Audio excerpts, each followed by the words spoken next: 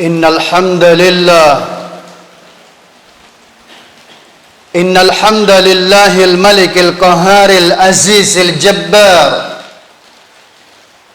نشهد أن لا إله إلا الله واحد القهار، ونشهد أن محمدا عبده ورسوله إمام المتقين الأبرار. اللهم صل وسلم وبارك على محمد وعلى آله وأصحابه أبرار الأطهار. فيا عباد الله، أوصيكم ونفسي بتقوى الله، فقد فاز المتقون. فقد قال الله تعالى في كتابه العزيز وهو أصدق القائلين: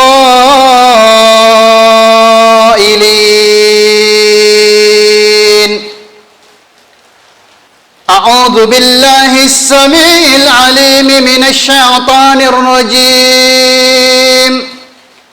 بسم الله الذي لا يضر مع اسمه شيء في الأرض ولا في السماء وهو السميع العليم.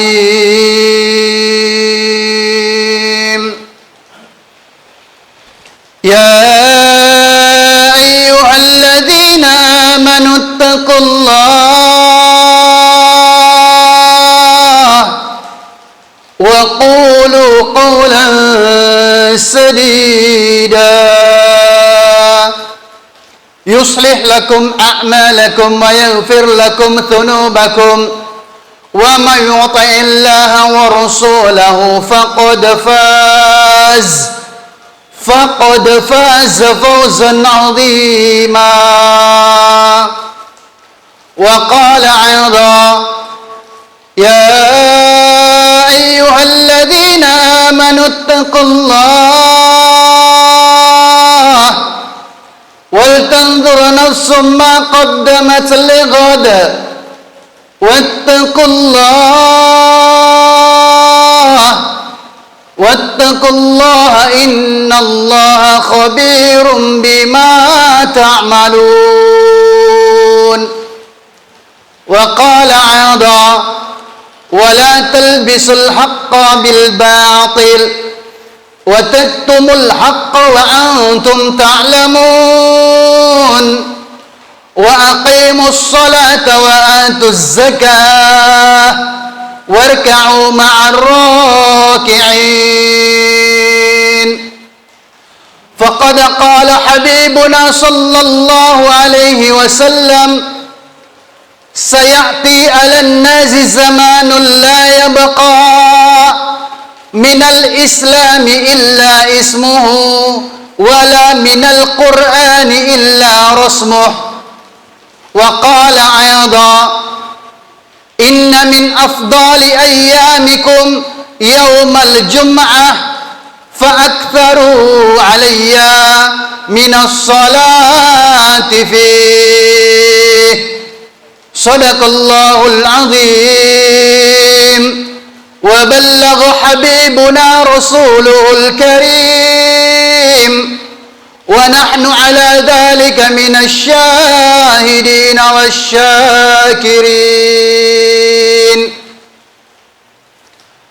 أحبائي رحمكم الله، أكرمكم الله، إخوتي في الله، أيها المحبون. Allah Subhanahu wa ta'ala telah jadikan dua aturan yang berlaku umumiyat kepada makhluk ciptaannya yang telah hadir dalam permukaan bumi ini, yang Allah Subhanahu wa ta'ala berikan kepada makhluk berupa hayawanat dan makhluk yang ada di atas langit maupun di bawah bumi. Dijelaskan dalam hukum kauniyah hukum yang telah baku dan tidak akan bertukar. Tidak ada pilihan terhadap hukum ketetapan Allah Subhanahu wa taala kepada makhluk-makhluk yang ada di atas langit maupun di bawah bumi. Mereka serta-merta akan menjalankan sesuai dengan ketetapan Allah Subhanahu wa taala. Termasuk fenomena alam yang telah terjadi saat ini dan hari ini, bahwasanya keadaan hari ini adalah jarak terjauh yang telah ditetapkan oleh Allah dalam kauniyah. Innal hamdalillahil malikil qaharil azizil jabbar. Nashhadu an la ilaha illallah wahidul qahar. ونشهد أن محمدًا عبده ورسوله إمام المتقين الأبرار. اللهم صل وسلم وبارك على محمد وعلى آله وأصحابه أبرار الأطهار. فيا عباد الله، أوصيكم ونفسي بتقوى الله، فقد فاز المتقون. فقد قال الله تعالى في كتابه العزيز وهو أصدق القائلين: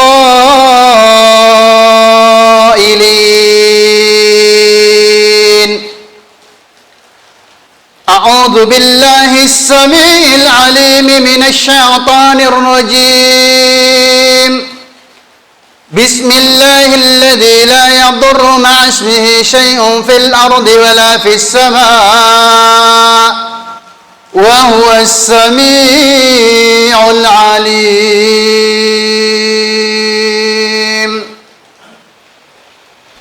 يا أيها الذين آمنوا اتقوا الله وقولوا قولا سديدا يصلح لكم أعمالكم ويغفر لكم ذنوبكم ومن يطع الله ورسوله فقد فاز فوزا عظيما. وقال أيضا: يا أيها الذين آمنوا اتقوا الله ولتنظر نفس ما قدمت لغد واتقوا الله إن الله خبير بما تعملون. وقال أيضا: ولا تلبسوا الحق بالباطل وتكتموا الحق وأنتم تعلمون وأقيموا الصلاة وآتوا الزكاة واركعوا مع الراكعين. فقد قال حبيبنا صلى الله عليه وسلم: سيأتي على الناس زمان لا يبقى من الإسلام إلا اسمه ولا من القرآن إلا رسمه. وقال أيضا: إن من أفضل أيامكم يوم الجمعة فأكثروا علي من الصلاة فيه. صدق الله العظيم وبلغ حبيبنا رسوله الكريم ونحن على ذلك من الشاهدين والشاكرين.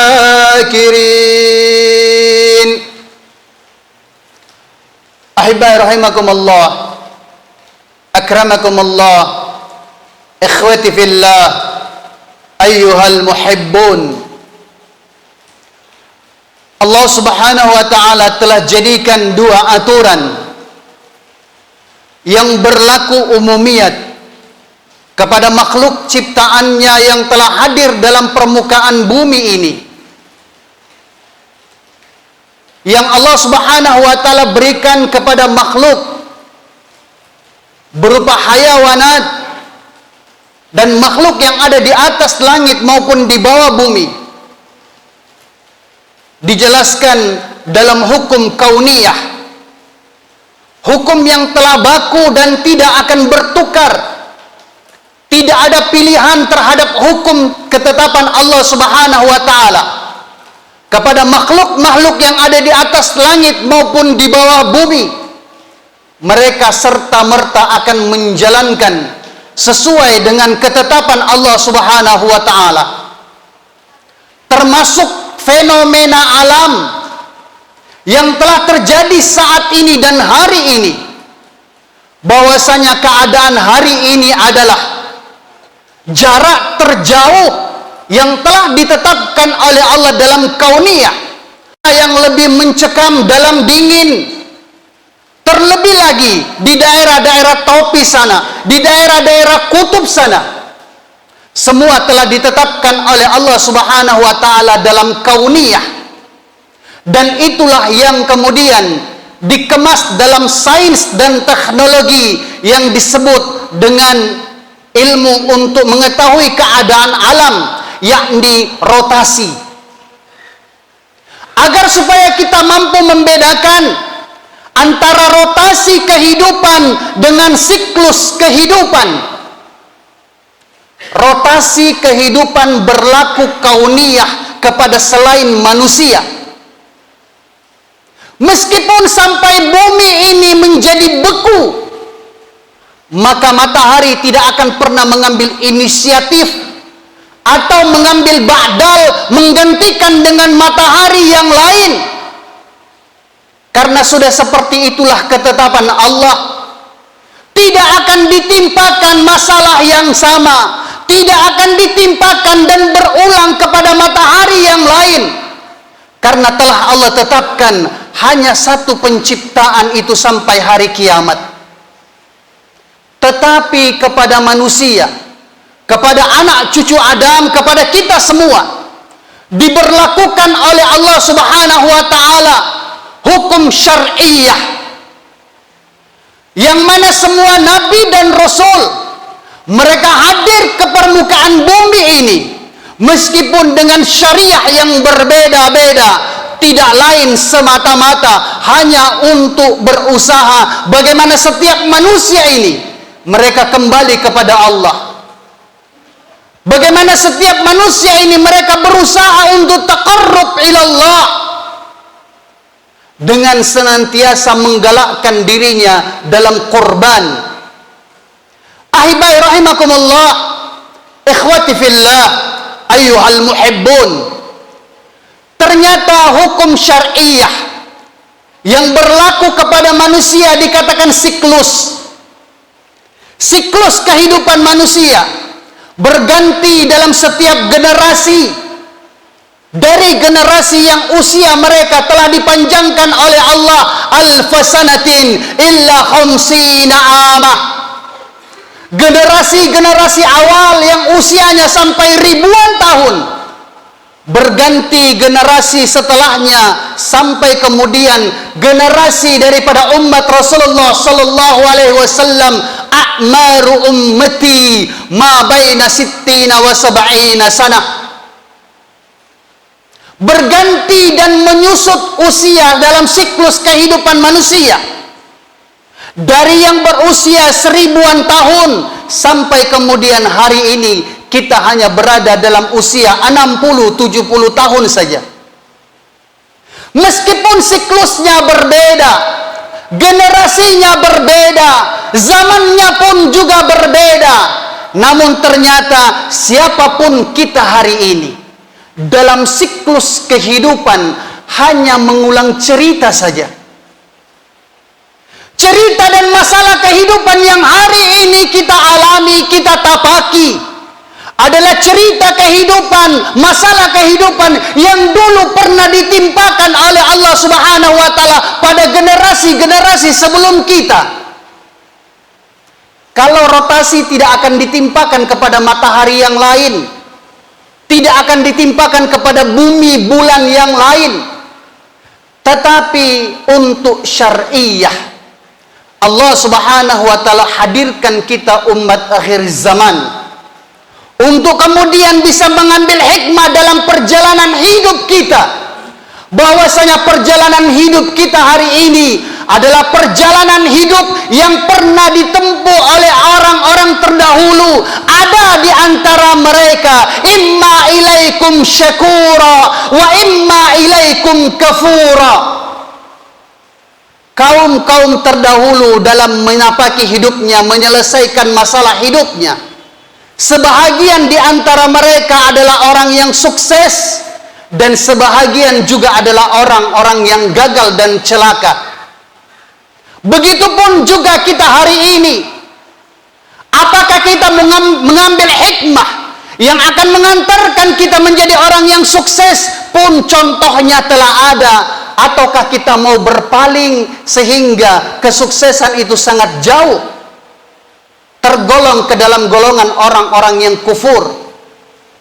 Ahibai rahimakumullah, akramakumullah, ikhwati fillah, ayyuhal muhibbun. Maka jangan kita katakan pandemi Covid ini adalah hal yang baru. Justru pada zaman Rasul sallallahu alaihi wasallam, pandemi itu terjadi lebih dahsyat lagi.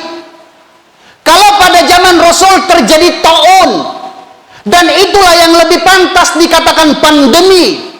Karena ketika pandemi itu, ketika taun sampai kepada satu kampung, maka taun itu akan mewabah hanya dalam hitungan 2 kali 24 jam. 80% penduduk yang ada di tempat itu kemudian diwafatkan dan dimusnahkan oleh Allah. Jauh lebih parah pandemi yang terjadi dengan taun pada zaman Rasul. Tetapi semua mereka tetap diajarkan untuk lebih dekat kepada Allah. Teguran itu juga datang kepada kita, dan teguran itu sudah pernah terjadi pada zaman sebelum Rasul sampai kepada Rasul. Imma ilaikum syakura. Orang-orang yang menganggap itu adalah teguran Allah, maka dia akan semakin mendekatkan dirinya kepada Allah, menggalakkan dirinya dan umat untuk kemudian mempersiapkan kematian terindah. Karena dimanapun kita berada, kita tidak akan bisa menghindarinya. Sekiranya kita jauh daripada Allah, dan ternyata qadarullah, ketetapan Allah, pandemi dan Covid itu akan menyerang kita. Sungguh amat sangat celaka kalau ternyata kita mengambil jalan orang-orang yang dulu telah tersesat dan tertipu dengan sebab taun yang telah dijadikan oleh Allah Subhanahu wa taala ujian baginya. Inilah syar'iyah. Inilah siklus. Dan siklus yang sampai hari ini mengantarkan kita sampai kepada bulan Dzulhijjah adalah satu mata rantai kehidupan yang amat sangat berharga dan mulia sekali. Alladzina yadhkurunallaha qiyaman wa qu'uda wa ala junubihim wa yatafakkaruna fi khalqis samawati wal ard rabbana ma khalaqta hadza batila. Rabbana, dia akan berkata ketika kemudian keadaan yang sama menimpa dia berulang di masa ini, dia hanya akan bisa bertutur, berucap dalam doanya, Rabbana, wahai Tuhan kami, ma khalaqta hadza, tidaklah engkau ciptakan pandemi ini. Pandemi ini adalah makhluk ciptaan Allah yang telah dijadikan oleh Allah sebagai jundullah, sebagai tentara-tentara Allah. Ma khalaqta hadza batila, tidak sia-sia Allah ciptakan semua itu, melainkan kita mewujudkan bahwasanya benar Allah sayang dan cintakan kita untuk semakin kita meramaikan masjid, untuk semakin kita giatkan diri kita dalam amaliyah. Kalaupun ternyata ketetapan 14 hari itu kita akan menemui kematian, aina tafirru, hendak lari kemana kita? Tidak ada jalan keselamatan, fafirru ilallah, kecuali kita kembali kepada Allah. Maka kita diajarkan, ternyata yang dimaksudkan daripada perjalanan siklus kehidupan manusia, alladzina yadhkurunallaha qiyama, adalah orang-orang yang senantiasa bertafakkur, berfikir tentang keagungan kebesaran Allah dan mengambil hikmah. Maka hikmah dari perjalanan bulan Rajab sudah kemudian mengitari perjalanan hidupnya untuk beristighfar kepada Allah, masuk kepada bulan Sya'ban, meningkatkan amaliyahnya untuk mewujudkan rasa cinta yang sempurna kepada Rasul. Dalam bulan Ramadan semua dosa-dosanya digugurkan oleh Allah, sehingga meningkat derajatnya dalam bulan Syawal. Dilanjutkan kemudian yadhkurunallaha qiyaman wa qu'uda, sampai dia dalam bulan Dzulqa'dah, bulan di mana Allah telah angkat derajatnya dan Allah rindukan dia untuk duduk seperti mana duduknya seorang hamba. Dzulqa'dah adalah satu bulan di mana Allah rindukan setiap hamba ingin menyampaikan permohonannya kepada Allah dalam doa dan munajat, duduk dalam keadaan memohon seperti mana duduknya Rasul pada saat Jibril alaihi salatu wassalam menghantarkan wahyu yang pertama. Maka ternyata bulan Dzulqa'dah yang kemarin, yang baru berapa hari lewat, Allah subhanahu wa ta'ala akan menilai sejauh mana dan seperti apa sikap kita dalam bulan Dzulqa'dah, akan menghantarkan kita dalam bulan ini, dalam bulan Dzulhijjah, yang hitungan kurang lebih 4 hari ke depan. Allah subhanahu wa ta'ala minta pembuktian cinta kita yang sebenarnya, seperti mana pembuktian cintanya Nabiullah Ibrahim alaihi salatu wassalam. Beliau telah dijuluki oleh Allah sebagai Khalilullah, beliau telah dijuluki oleh Allah sebagai kekasih Allah, karena beliau telah berhasil menapaki hidupnya dengan segala cobaan dan ujian. Seraya kemudian Nabiullah Ibrahim berucap, menyampaikan sebagai pelajaran kepada kita semua, akhtartu amrillahi ta'ala ala amri ghairih, bahwasanya orang yang menang dimanapun keadaannya, bagaimanapun sulitnya keadaannya, bahkan dalam keadaan pandemi sekalipun, kalau dia berpegang teguh seperti mana pegangan daripada Nabiullah Ibrahim alaihi salatu wassalam, akhtartu amrillahi ta'ala, aku lebih mengedepankan seruannya Allah. Seruannya Allah sejak bumi diciptakan oleh Allah, telah Allah tetapkan dalam syariah dan kauniyahnya untuk kita tidak lari kepada Allah subhanahu wa ta'ala, yang mengedepankan seruan Allah, syariah Allah, ketimbang seruan yang baru kemarin yang dibuat oleh manusia biasa. Kita lebih takut dengan seruan-seruan, berbagai seruan prokes pandemi, sementara kita tidak mau mengadakan prokes atas batiniyah kita, agar supaya kita semua mati dalam keadaan husnul khatimah.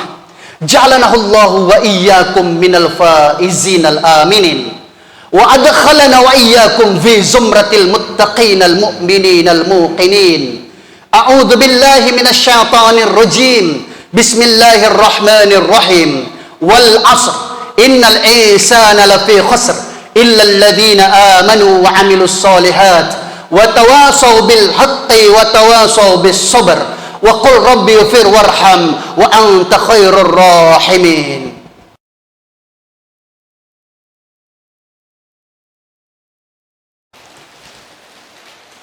Innal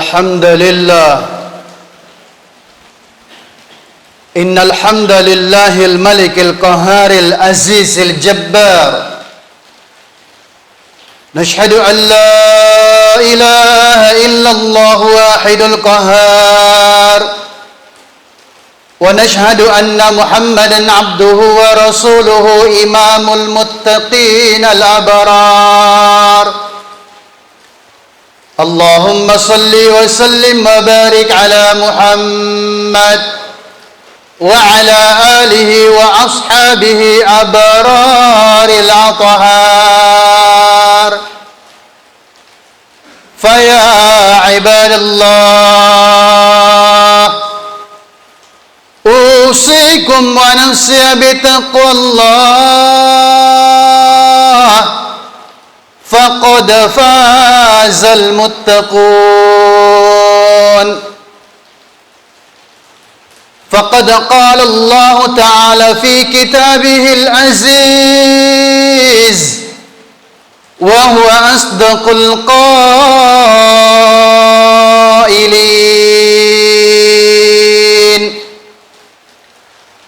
أعوذ بالله السميع العليم من الشيطان الرجيم بسم الله الذي لا يضر مع اسمه شيء في الأرض ولا في السماء وهو السميع العليم يا أيها الذين آمنوا اتقوا الله وقولوا قولا سديدا يصلح لكم أعمالكم ويغفر لكم ذنوبكم ومن يطع الله ورسوله فقد فاز فوزا عظيما وقال أيضا يا أيها الذين آمنوا اتقوا الله ولتنظر نفس ما قدمت لغد واتقوا الله إن الله خبير بما تعملون وقال أيضا ولا تلبسوا الحق بالباطل وتكتموا الحق وأنتم تعلمون وأقيموا الصلاة وآتوا الزكاة واركعوا مع الراكعين فقد قال حبيبنا صلى الله عليه وسلم سيأتي على الناس زمان لا يبقى من الإسلام إلا اسمه ولا من القرآن إلا رسمه وقال أيضا إن من أفضل أيامكم يوم الجمعة فأكثروا علي من الصلاة فيه صدق الله العظيم وبلغ حبيبنا رسوله الكريم ونحن على ذلك من الشاهدين والشاكرين أحبائي رحمكم الله أكرمكم الله إخوتي في الله أيها المحبون Allah Subhanahu wa ta'ala telah jadikan dua aturan yang berlaku umumiyat kepada makhluk ciptaannya yang telah hadir dalam permukaan bumi ini, yang Allah Subhanahu wa ta'ala berikan kepada makhluk berupa hayawanat dan makhluk yang ada di atas langit maupun di bawah bumi. Dijelaskan dalam hukum kauniyah, hukum yang telah baku dan tidak akan bertukar. Tidak ada pilihan terhadap hukum ketetapan Allah Subhanahu wa ta'ala kepada makhluk-makhluk yang ada di atas langit maupun di bawah bumi. Mereka serta-merta akan menjalankan sesuai dengan ketetapan Allah Subhanahu wa taala. Termasuk fenomena alam yang telah terjadi saat ini dan hari ini, bahwasanya keadaan hari ini adalah jarak terjauh yang telah ditetapkan oleh Allah dalam kauniyah